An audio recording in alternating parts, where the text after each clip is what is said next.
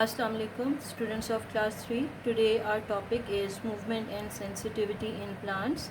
Like animals, plants are also sensitive to their surrounding. They can feel and they can respond to their environment. लेकिन इनकी movement जो है वो इतनी ज़्यादा क्लियर नहीं होती जिस तरह एनिमल्स के अंदर होती है। वो जैसे ही गर्मी को सर्दी को फील करते हैं या किसी भी चेंज को फ़ील करते हैं, कोई डर खौफ, तो वो एकदम से अपनी मूवमेंट शो करते हैं, एक जगह से दूसरी जगह जाते हैं। लेकिन प्लांट्स की मूवमेंट्स इतनी ज़्यादा क्लियर नहीं होती जैसे कि एनिमल्स के अंदर होती है। We can see their movement when air passes through their leaves. Similarly their leaves grow towards light. आपको पता है प्लांट्स ऊपर की तरफ ग्रो करते हैं। ऊपर क्या है? ऊपर सनलाइट है। सनलाइट उनके फोटोसिंथेसिस के लिए ज़रूरी है और उसको हासिल करने के लिए वो ऊपर ग्रो करते हैं। Similarly their roots grow towards water in the soil. आपको पता है कि पौधे की रूट्स जो हैं वो ज़मीन के अंदर हैं और ज़मीन के अंदर वो पानी को लेने के लिए पानी की तरफ मूव करती हैं। सो ये उनकी सेंसिटिविटी है पानी और लाइट के लिए। लीफ की सेंसिटिविटी लाइट के लिए और रूट की सेंसिटिविटी वाटर के लिए। Similarly, some plants are there which are sensitive to touch, like mimosa plant, जिसको हम आम ज़बान में कॉमन लैंग्वेज में टच मी नॉट प्लांट कहते हैं। ये छुई मुई कहते हैं इसको।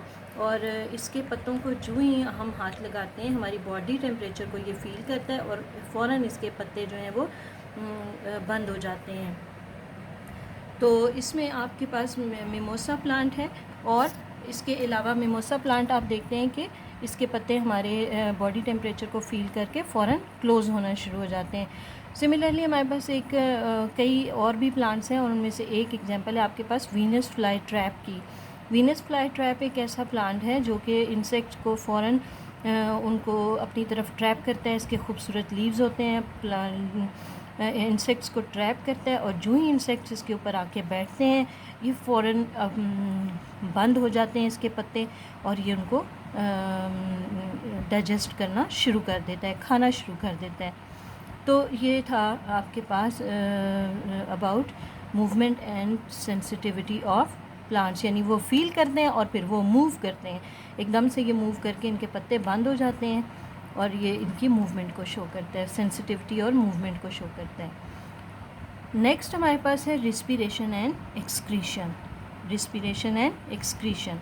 रिस्पिरेशन क्या है? रिस्पिरेशन दरअसल है taking in oxygen and excreting out carbon dioxide. बिल्कुल इसी तरह ये रिस्पिरेशन है प्लांट्स के अंदर भी जैसे कि एनिमल्स के अंदर होती है। एनिमल्स भी ऑक्सीजन को इनहेल करते हैं और कार्बन डाइऑक्साइड को एक्सहेल करते हैं। इसी तरह plants they also take in oxygen and they excrete out carbon dioxide. Carbon dioxide दरअसल उनका वेस्ट मटेरियल है जो कि केमिकल रिएक्शंस के दौरान, बॉडी एक्टिविटीज़ के दौरान उनके सेल्स के अंदर प्रोड्यूस होता है। अब ये दोनों चीज़ें कैसे अंदर जाती हैं और कैसे बाहर आती हैं? ऑक्सीजन कैसे अंदर जाएगी लीफ के अंदर या प्लांट बॉडी के अंदर और कैसे बाहर आएगी? ये होता है लीफ के थ्रू। लीफ के अंदर होते हैं छोटे छोटे पोर्स जिनको हम कहते हैं stomata. Stomata are the tiny pores which are present mostly under side of the leaf. Stomata छोटे छोटे सुराख होते हैं लीफ के नीचे की सरफेस के ऊपर ज़्यादा होते हैं, ऊपर होते हैं लेकिन बहुत कम होते हैं। तो यही स्टोमेटा हैं जिनसे कार्बन डाइऑक्साइड एयर से लीफ के अंदर चली जाती है और कार्बन डाइऑक्साइड लीफ से बाहर एयर के अंदर चली जाती है।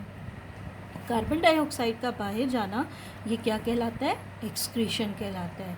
तो रिस्पिरेशन और एक्सक्रीशन दोनों एक साथ जो है इसलिए डिफ़ाइन किए कि रिस्पिरेशन में बनने वाली जो कार्बन डाइऑक्साइड है वो एक्सक्रीट हो जाती है, वो वेस्ट मटेरियल है, वो बॉडी से आउट हो जाती है।